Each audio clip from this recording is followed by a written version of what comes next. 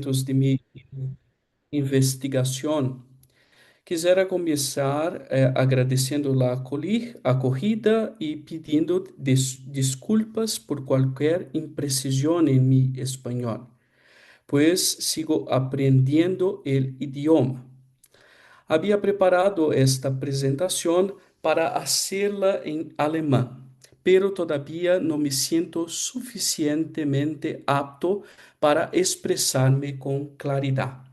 Por eso les pido disculpas y la presentaré en español. Am,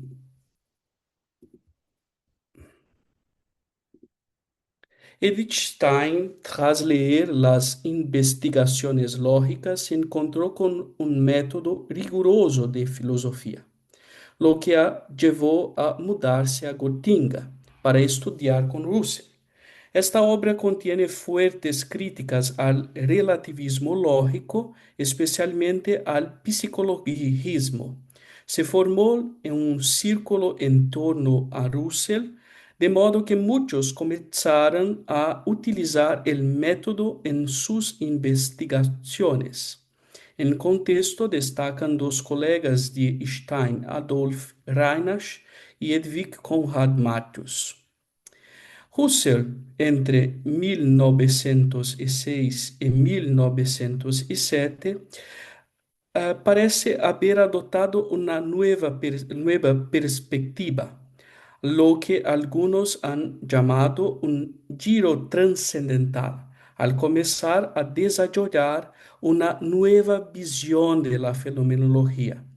Contrariamente a lo que muchos pensaban, según Stein, aunque su mentor parecía acercarse al idealismo, no modificó su pensamiento, sino que profundizó sus ideas iniciales, basadas principalmente en una crítica del psicologismo. Un aspecto de la obra de Edith Stein que ha recibido poca atención es el papel fundamental de la lógica en la epistemología mística. Esto puede considerarse un tema secundario, pero es importante porque garantiza el estatus epistemológico del mística, ya que proporciona rigor para pensar en una ciencia mística alejada de una tendencia psicologista y relativista.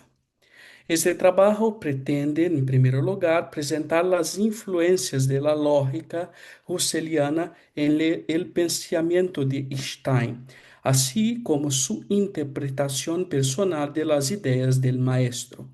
Además, el segundo lugar abordará los matices epistemológicos de Stein que se sitúan entre una metafísica y un misticismo del ser.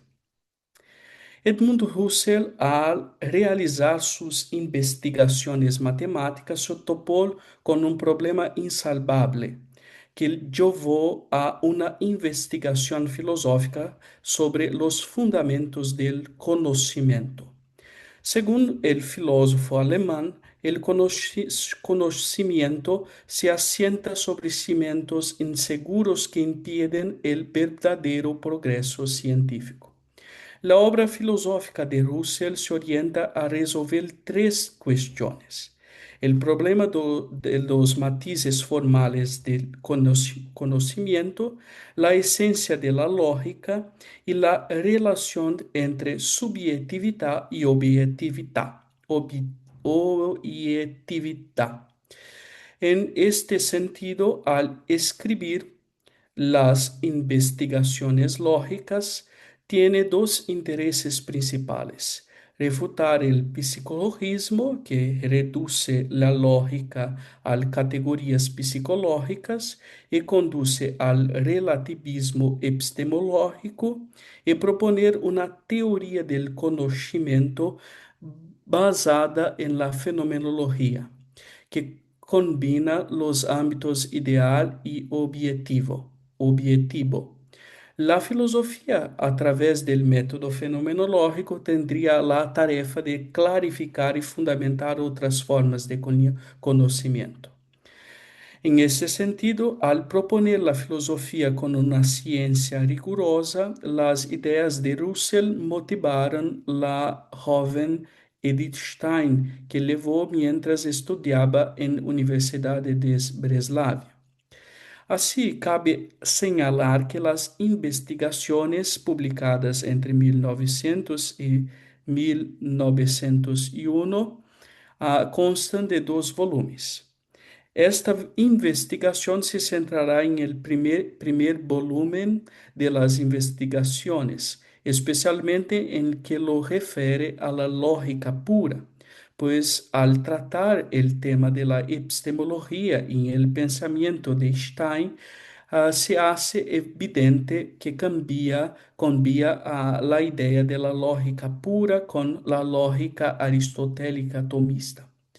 Los prolegómenos a la lógica pura, primer volumen, comienzan con una discusión sobre la definición de la lógica. De la lógica. Esta es una de las razones fundamentales que dan origen al método fenomenológico. Revela una relación especial entre la fenomenología y la lógica. Las discusiones se enmarcan en cuatro preguntas. ¿Es la lógica una disciplina teórica o práctica? ¿Es independiente de otras ciencias? ¿Se refiere únicamente al aspecto formal del conocimiento o abarca su objeto de estudio? ¿Es una disciplina a priori y demostrativa o empírica e inductiva? Estas problematizaciones permiten a Russell desarrollar argumentos que justifican la idea de la lógica pura como ciencia fundamental. La investigación parte de las ideas difundidas en su época, principalmente aquellas que defendían la lógica como una técnica dependiente de la psicología, es decir, el carácter práctico de la disciplina.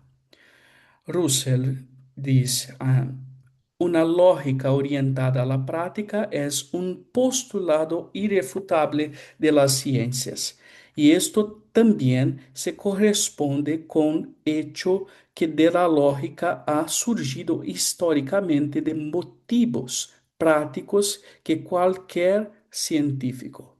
Como es bien sabido, este ocurrió en aquellos tiempos memorables en la ciencia griega emergente corría el riesgo de sucumbir a los ataques escépticos.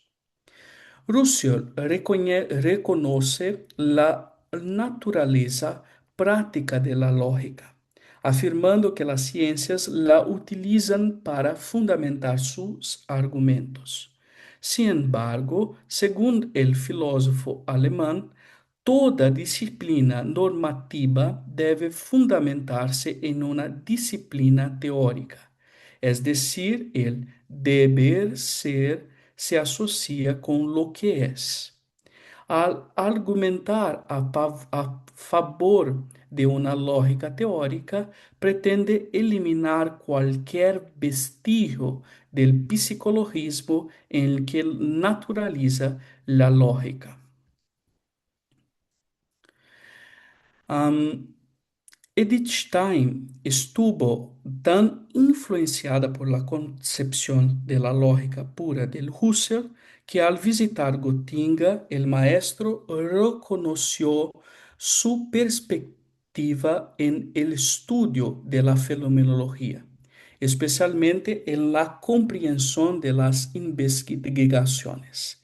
En este sentido, su interpretación de la lógica destaca en varias obras de Stein, que posteriormente utilizó para su investigación tomista fenomenológica. Sin embargo,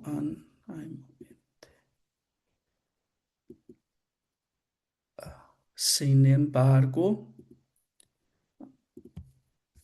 ok, ujú.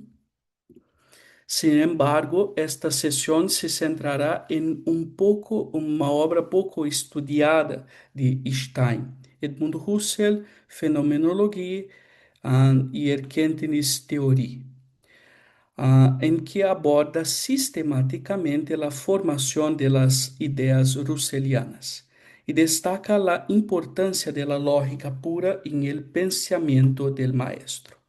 Además, este escrito muestra la originalidad del filósofo de Breslau y al mismo tiempo revela su interpretación de la fenomenología husserliana presente en sus obras posteriores.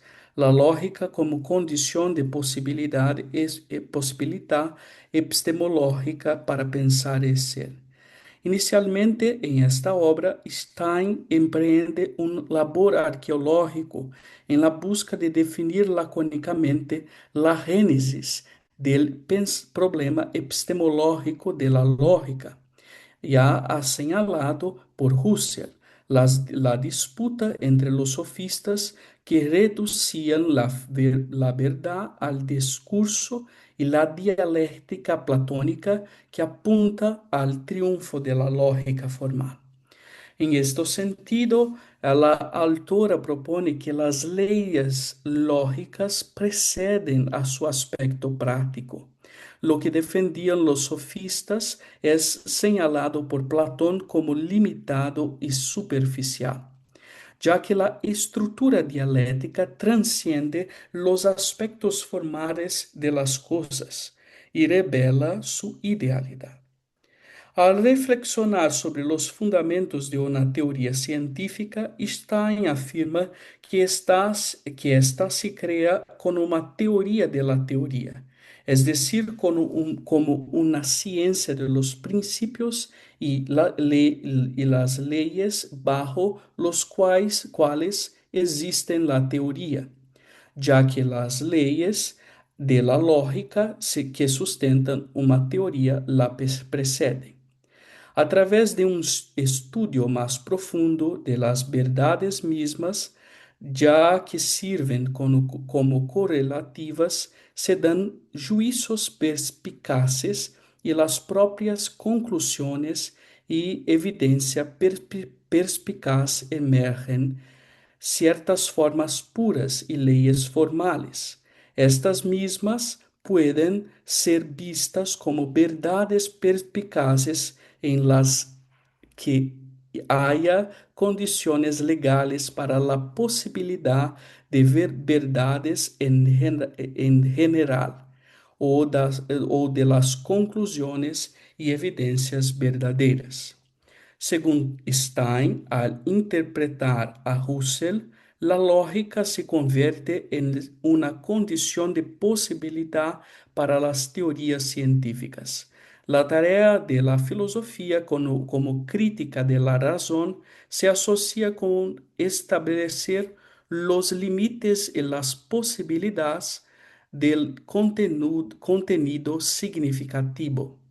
Sin embargo, Stein enfatiza que la crítica de la razón se limitaba al pensamiento y no abarcaba cuestiones empíricas en sus reflexiones, las cuales quedaban regaladas a un segundo plano en los análisis filosóficos. El autor también discute el problema de la verdad partiendo de la idea de una verdad en sí que tiene su esencia directa o indirecta, y se refiere a principios que pueden ser vistos como condiciones de posibilidades de verdades válidas en sí mismas, no solo inmediatas, sino también indirectas, y al mismo tiempo la posibilidad de los propios sistemas de verdad que se vinculan según principios de razón y consecuencia. En este sentido, la lógica y la cuestión de la verdad se vinculan con la ontología formal, que abarcan esta realidad dual y que expresa la idea de la lógica pura de Husserl. Stein también le atribuyó el título de filosofía formal de la ciencia, ya que puede relacionar disciplinas como matemática, la lógica, la geometría. La geometría, que son independientes entre sí, pero comparte elementos metodológicos que preceden a cualquier teoría científica. La ontología formal goza de universalidad porque no pertenece a ninguna verdad específica, sino que debe emplearse en cualquier otra ciencia, ya que posee propiedades comunes a todas las teorías por la misma razón. Los objetos dependen de las verdades lógicas para construir enunciados con sentido.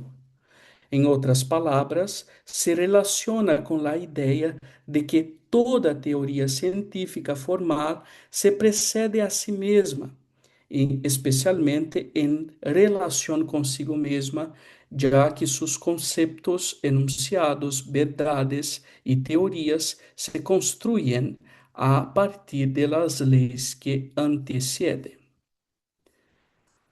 Stein destaca que en la historia de la filosofía, los problemas teóricos básicos y los problemas filosóficos trascendentales siempre se relacionan con la lógica.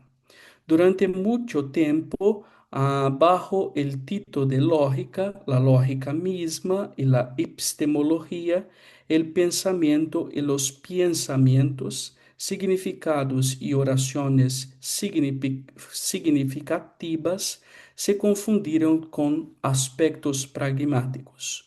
La lógica formal, que segundo su conteúdo teórico fático, es una teoría formal de la verdad.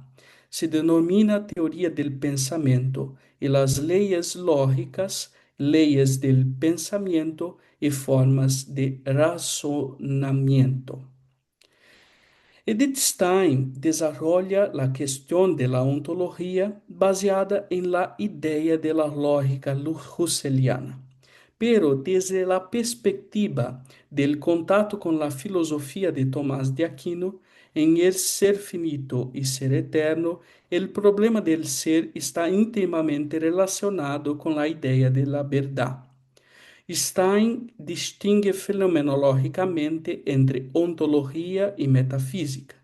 La primera se asocia con la perspectiva de la esencia, mientras que la segunda con la existencia. El pensamiento de Tomás de Aquino, ambas están asociadas, esencia y existencia. Esta distinción que establece el filósofo alemán solo es posible gracias a la distinción dentro del ser mismo, que la modernidad a partir de Christian Wolff inaugura el ser lógico prevalece sobre lo real. Stein no adopta una perspectiva idealista ni racionalista, sino que el filósofo considera la perspectiva moderna del ser, basada en la fenomenología de Husserl. En su obra Acto y Potencia, Edith Stein desarrolla una convergencia entre ambas ontologías. Además, según Ales Bello, el Husserl, la ontología formal se vincula a la lógica e indica una generalidad vacía. Sin embargo, en Tomás de Aquino es un claro proceso de plenitud hacia el ser. La ontología material se refiere a la idea de la plenitud del ser en sus diversas formas. Stein propone una visión intermediaria basada en las dos ontologías y para llegar a una síntesis, las cuestiones desde su perspectiva antropológica que en cierto modo complementa ambas perspectivas. Stein argumenta que los seres humanos descubren el ser simplemente por hecho del ser. Por lo tanto, inicialmente realiza sus investigaciones utilizando el método trascendental, ya que el ser se relaciona con el sujeto y describe las estructuras de la conciencia que nos permite comprender el paso de la inmanencia a la trascendencia. Esta visión de la trascendencia es importante en la epistemología de Stein, ya que a diferencia de Russell, no se trata en la conciencia del individuo, sino en el ser que la transciende. Es importante destacar la diferencia en la trascendencia y la obra de Stein, ya que un concepto se sitúa al nivel del sujeto, mientras que el otro se refiere al ser eterno mismo. El primero se refiere a las consecuencias del propio método fenomenológico. Esta trascendencia, a su vez, se refiere a la idea de que, al situar el mundo entre paréntesis y suspender los objetos en relación con el mundo empírico, son trascendentes, pero en la conciencia se vuelven inmanentes al propio sujeto. Además, el método consiste en aplicar la epoqueralidad, y esto corresponde a suspender el yo mismo, es decir, trascender los fenómenos mismos en la conciencia. Y estos al final revelan el yo puro, que transcende en relación con el mundo empírico y con el sujeto mismo.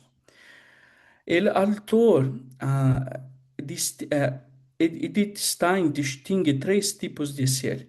Am, am, el individuo concreto, las ideas materiales y las formas vacías. El primero posee el ser. El segundo tiene la necesidad de llenado por el ser. Y el último depende del individuo concreto.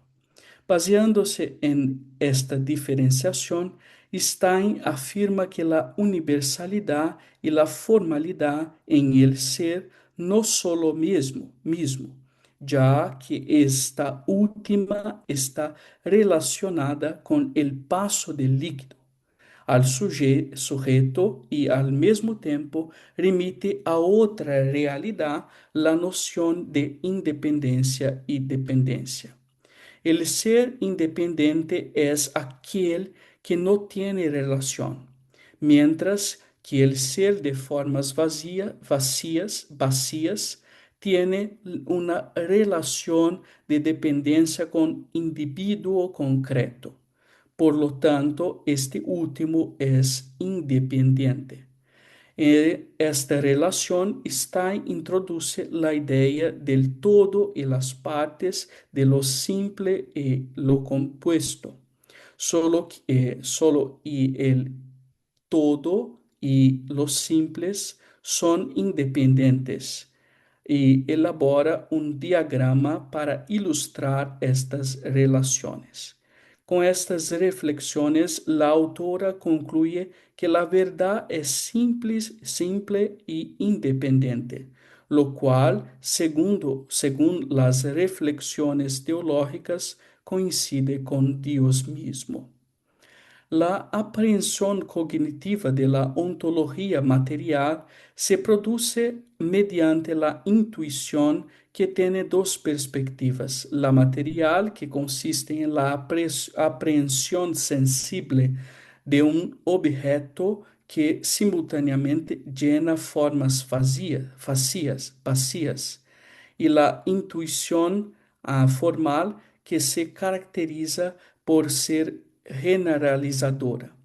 A través de la intuición es posible alcanzar las ideas concretas últimas, es decir, las estructuras de las cosas.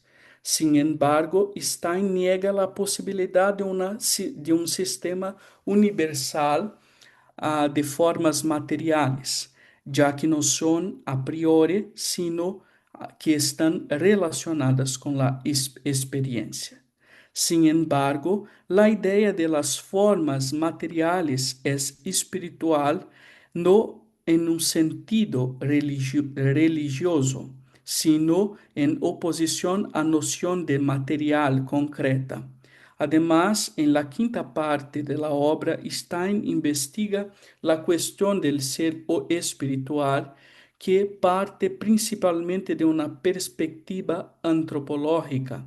Afirma que la distinción entre sujeto y objeto no es meramente lógica, sino ontológica.